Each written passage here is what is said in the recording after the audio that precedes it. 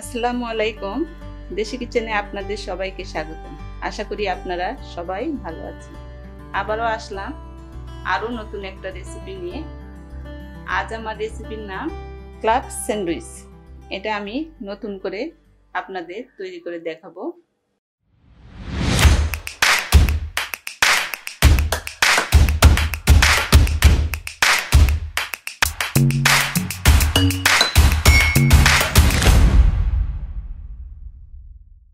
তার জন্য আমি এখানে 400 গ্রাম মুরগির বুকের মাংস নিয়েছি, এভাবে পিস করে কেটে নিয়েছি।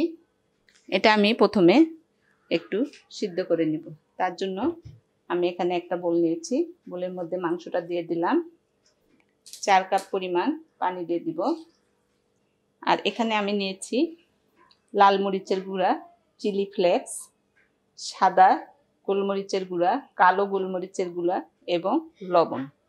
এই মরিচের পরিমাণটা আপনারা কমিয়ে বাড়িয়ে নিতে পারেন। আমি এখানে যেই পরিমাণ মুরগির মাংস নিয়েছি সেই পরিমাণ সব মশলাগুলো নিয়েছি, এগুলো আমি সব দিয়ে দিলাম। আর এখানে আমি নিয়েছি আদা বাটা এবং রসুন বাটা 1 চামচ করে, এটা আমি দিয়ে দিলাম।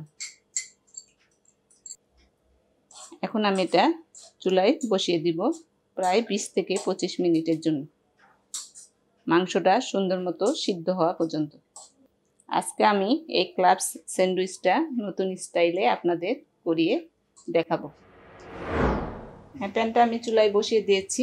এখন আমি চুলাটা জ্বালিয়ে দিব, ঢেকে দিব প্রায় 20 থেকে 25 মিনিটের জন্য, মাংসটা সিদ্ধ হওয়া পর্যন্ত। ফিরে এলাম 25 মিনিট পর। আমার মাংস থেকে পানিটা শুকিয়ে গেছে, দেখতে পাচ্ছেন। আর মাংসটাও আমার সিদ্ধ হয়ে গেছে, দেখতে পাচ্ছেন। এখন আমি একটা আলু মেশার দিয়ে একটু সেট করে নিব।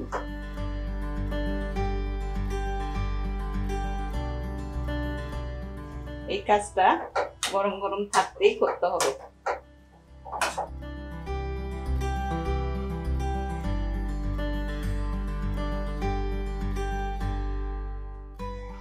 হ্যাঁ, আমার মাংসটা ম্যাশ করা হয়ে গেছে।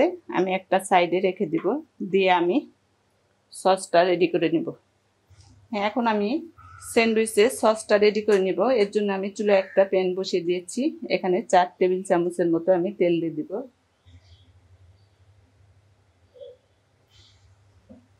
ময়দা নিয়েছিলাম 4 টেবিল চামচ, এটা দিয়ে দিলাম।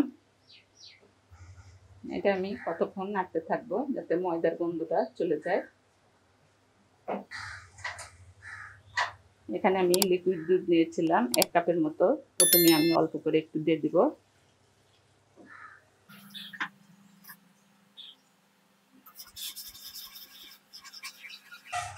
বাকি দুধটাও আমি এর মধ্যে দিয়ে দিলাম।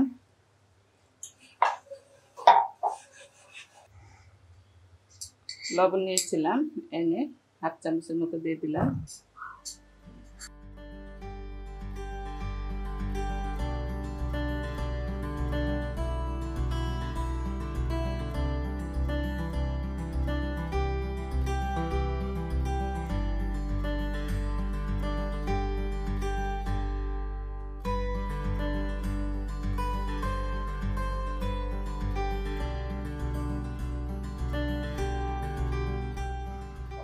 সসটা আমার রেডি। আর একটু নেড়ে চেড়ে আমি সসটা নামিয়ে নেব। হ্যাঁ, সসটা এর মধ্যে আমি ঢেলে দিব।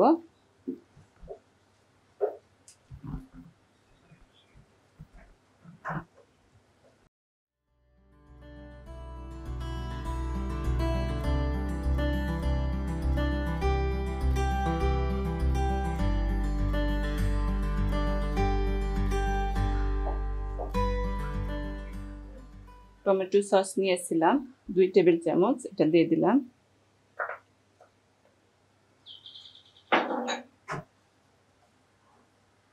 আর এখানে আমি ডিম নিয়েছিলাম 2টা সিদ্ধ করে, এটা দিয়ে দিলাম। আপনারা চাইলে স্কিপও করতে পারেন, আমি দিয়ে দিলাম এখানে। আবারও নেড়ে চেড়ে নিব।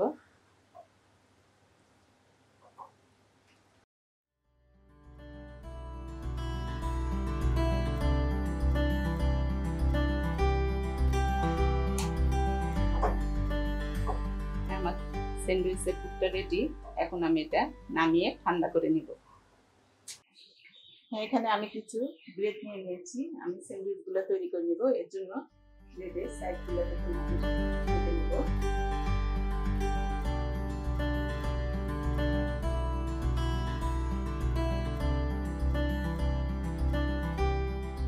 সাইডগুলো আমি ফেলে দিব না, এগুলোতে আমি ব্রেড ক্রাম তৈরি করতে পারবো।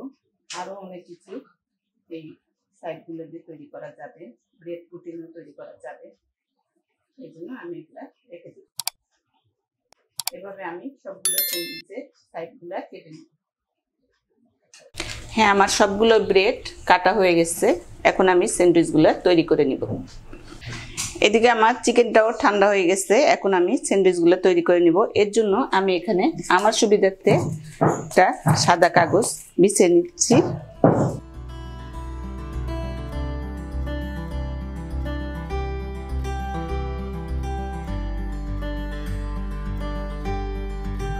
এখন আমি এখানে রুম টেম্পারেচারে থাকা একটু বাটার ব্রাশ করে নিব। আপনারাও চেষ্টা করবেন বাটারটা দিতে, কারণ বাটারটা এই স্যান্ডউইচে খুব ভালো একটা ফ্লেভার এনে দিবে।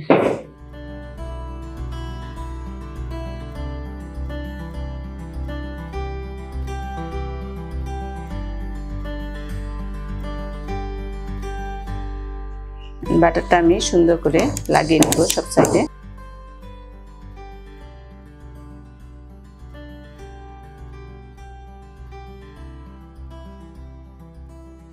এভাবে আমি সবগুলা ব্রেডে বাটার ব্রাশ করে নিব।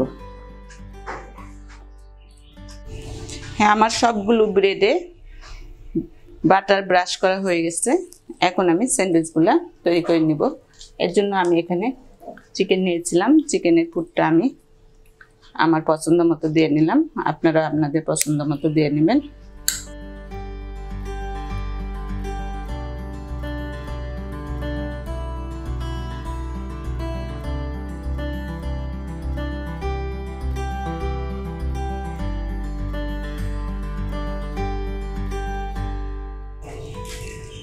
আর এখানে আমি কিছু আমার পছন্দ মতো সবজি নিয়েছি। সবজিগুলো আমি এখানে একবারে ড্রাই করে নিয়েছি, কোনো পানি নেই। এখন আমি এগুলো এর মধ্যে দিয়ে দিব। প্রথমে আমি একটা ব্রেড দিয়ে দিলাম, একটু চাপ দিয়ে নিব।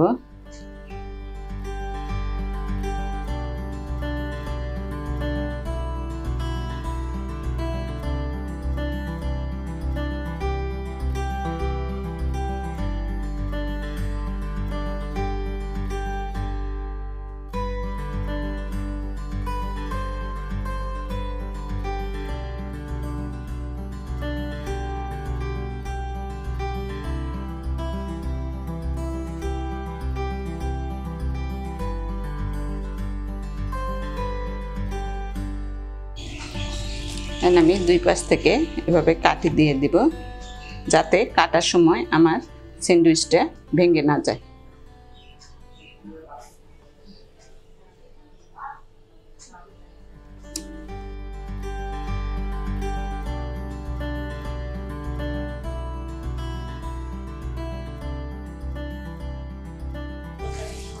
আমি স্যান্ডউইচটা কেটে আপনাদের দেখিয়ে দিচ্ছি।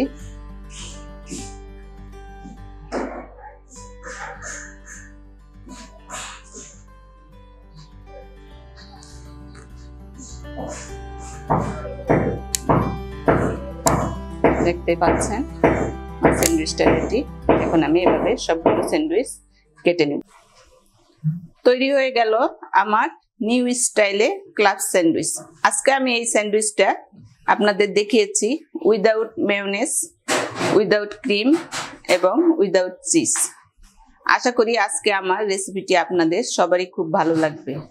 দেশের এই পরিস্থিতিতে আমরা রেস্টুরেন্টে গিয়ে আমাদের পছন্দ মতো খাবারগুলা খেতে পাচ্ছি না, কিন্তু আমরা যদি ঘরেই একটু সময় দেই তাহলে রেস্টুরেন্টের স্বাদটা আমরা ঘরেই আনতে পারি। এখনো যারা এই স্যান্ডউইচটি তৈরি করেননি, যারা নতুন, আমার এই রেসিপিটি ফলো করে আপনারা অবশ্যই বাসায় ট্রাই করবেন। আর আমার এই চ্যানেলটি এখনো যারা সাবস্ক্রাইব করেননি, দয়া করে সাবস্ক্রাইব করে আমার পাশে থাকবেন। দেখা হবে পরবর্তী কোনো রেসিপিতে। সেই পর্যন্ত আপনারা সবাই ভালো থাকবেন। আল্লাহ হাফেজ।